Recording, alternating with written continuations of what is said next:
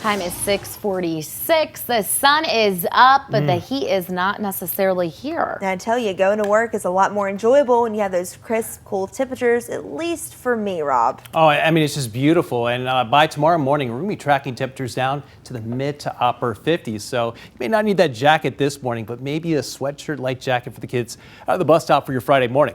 Just a fantastic view looking off to the east. You'll notice I-565 picking up, maybe a little slower this morning because we're seeing so much of that sun. So grab the sunglasses, but thankfully we're seeing fog-free conditions. 63 degrees right now in Huntsville. Just starting to see that north wind kicking up. Not too bad at this hour, 5 miles per hour, but I would expect here in the next hour or two to see some gusts closer to 20 miles per hour. Visibility, of course, 10 miles with those fog-free conditions.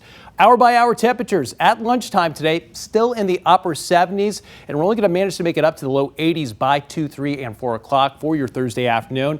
Along with the sunshine, the breezy conditions, that big drop in the humidity behind last night's cold front. So we are dry, of course, on the way 31 Storm Tracker early warning radar network. The last or final showers moved out of DeKalb County about 3 hours ago with our cold front, and that same cold front, you can see it right there. That's what's keeping Tropical Depression Mindy off to the east. You'll notice already racing through Georgia, about to cross over into South Carolina. So that's going to be an issue for Charleston here very soon before heading out into the Atlantic Ocean. So there's a look at the track from the National Hurricane Center. Again, just staying offshore of Charleston, South Carolina. Offshore looks like Cape Hatteras, North Carolina, and then moving out to sea, but still bringing some rough issues for some of the coastal regions if you're traveling east the next couple of days.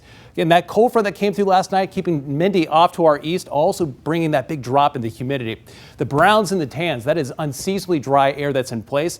Not just today, also heading into your Friday and even into parts of your Saturday. This is right around 3, 4 o'clock for your Friday afternoon. Still some really low humidity in place. So we wrap up the school week and the work week. Great conditions for Friday night football. And then by Saturday, that's the transition day. Starting to see a few greens popping up by 1 o'clock on your Saturday afternoon. But overall, not too bad for the first half of the weekend in terms of the humidity.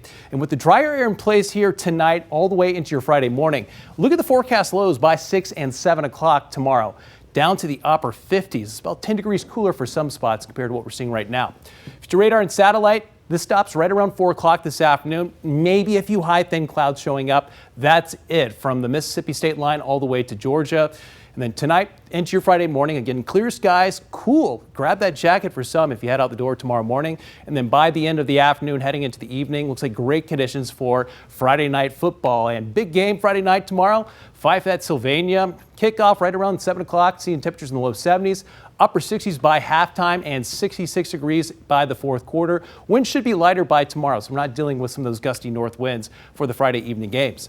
This is the rainfall forecast today all the way through the middle of next week.